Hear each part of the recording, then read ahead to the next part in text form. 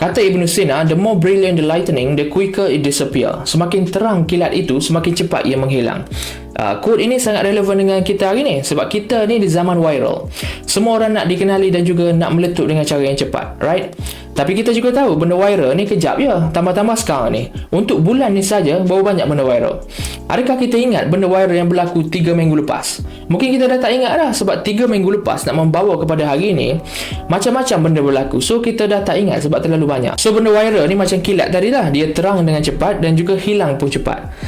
Kalau kita tengok dalam konteks bisnes, marketing yang based on viral ni, dia susah untuk sustain. Orang yang boleh sustain dan juga boleh survive dalam bisnes adalah orang yang build brand from time to time.